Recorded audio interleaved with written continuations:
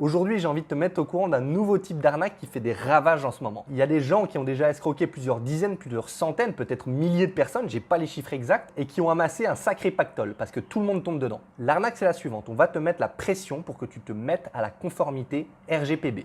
Petite parenthèse, c'est uniquement pour les entreprises, c'est uniquement pour les gens qui ont des business, c'est uniquement pour les gens qui sont micro-entrepreneurs et qui ont enregistré un statut légal à leur nom. C'est à eux que va être dirigée cette arnaque. Elle va être uniquement dirigée vers les entreprises et non pas sur les particuliers. Petite parenthèse RGPD, si tu n'es pas au courant, c'est le règlement sur la loi de protection des données personnelles. C'est entré en vigueur le 25 mai 2018. C'est l'arnaque du moment, il y a encore beaucoup de confusion là-dessus et j'aimerais bien y répondre dans cette vidéo. Je vais tenter de t'expliquer rapidement le principe de la RGPD en quelques phrases, en quelques mots. Je ne suis pas avocat, je ne suis rien de tout ça. Je te donne simplement ma version de ce que j'ai compris des textes. Donc pardonne-moi d'avance si c'est un petit peu inexact, je vais essayer de résumer au mieux pour que tu comprennes. En gros, le gros principe, c'est d'avoir plus de transparence, c'est-à-dire tu dois montrer aux gens comment seront traitées leurs données personnelles. À chaque fois que tu collectes des informations sur les gens, tu dois le mentionner, tu dois le dire, tu dois annoncer ce que tu fais avec leurs données et ça doit être clair. Ils doivent avoir accepté la manière dont tu vas traiter leurs données. Donc ça, c'est très important. Si quelqu'un toque à ta porte qui est un utilisateur de ton service auquel tu as stocké des données au préalable dans ta base de données, tu dois être aussi capable de supprimer toutes les informations qui le concernent dans ton système d'information.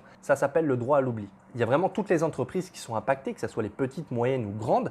Dès lors que tu sauvegardes des informations à propos des utilisateurs de ton système, dès lors que tu sauvegardes des informations à propos de tes clients, que ce soit adresse, téléphone, etc., tu dois être en conformité vis-à-vis de ce règlement. Cette arnaque, elle prend souvent l'apparence d'un courrier pseudo-officiel que tu vas recevoir au domicile de ton entreprise ou directement chez toi si tu es micro-entrepreneur, si tu as un business à ton nom qui est domicilié chez toi. Donc tu reçois ça direct dans ta boîte aux lettres. Ça met un petit peu la pression parce qu'on ne reçoit pas des courriers comme ça d'arnaque tous les jours. D'habitude, c'est par mail, mais là, c'est par courrier. Laisse-moi te montrer à quoi ça peut ressembler si tu l'as pas reçu. Premièrement, tu vas avoir un logo pseudo-officiel. Donc là, je l'ai flouté aussi, mais il va y avoir ton nom et ton adresse. Donc il est directement adressé à ta personne. On va dire que tu dois te plier au règlement. On te menace directement. On te demande d'appeler un numéro, évidemment, parce que tout va se passer par téléphone. Évidemment, c'est des standardistes qui n'en ont rien à foutre derrière. C'est même pas les gens qui gèrent le business. Tu vois, tout est automatisé. C'est ça la beauté du truc. C'est les gens qui lisent un script derrière et qui vont essayer de t'escroquer. Et en dessous, il y a tous les aspects légaux, c'est-à-dire les textes de référence de loi. Donc, ça rajoute un petit peu de crédibilité. Malgré tout, c'est une arnaque. On ne paye jamais des amendes comme ça au téléphone, ça ne se fait pas. Ce qui est assez intéressant sur cette arnaque, c'est qu'on va insister sur l'aspect légal, sur l'aspect urgent de la chose, que tu dois tout de suite payer, sinon tu auras des plus lourdes amendes. On te met une pression psychologique. Donc, déjà, voilà, tu as le temps contre toi. Donc, ça ne t'aide pas psychologiquement.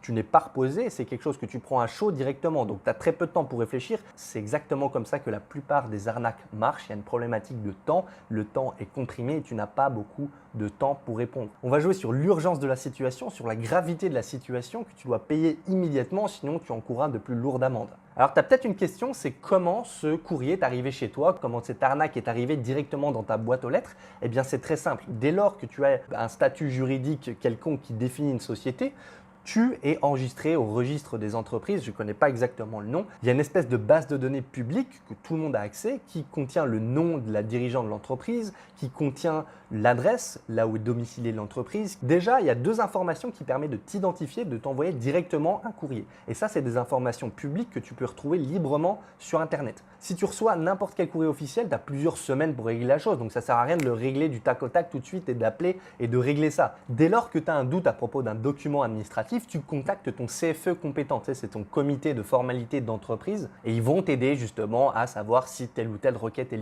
légitime. Tu n'hésites pas à les appeler. Tu peux aussi directement appeler la CNIL, qui est la Commission nationale informatique et liberté. S'il y a un seul site à retenir après cette vidéo par rapport à toutes tes problématiques informatiques, sécurité, internet, c'est le site de la CNIL. Il est très bien fait, la documentation est très bien faite. Le rôle, c'est vraiment le conseil, l'accompagnement sur toutes les problématiques IT. J'espère que cette vidéo t'a plu, je te dis à la prochaine. Bye.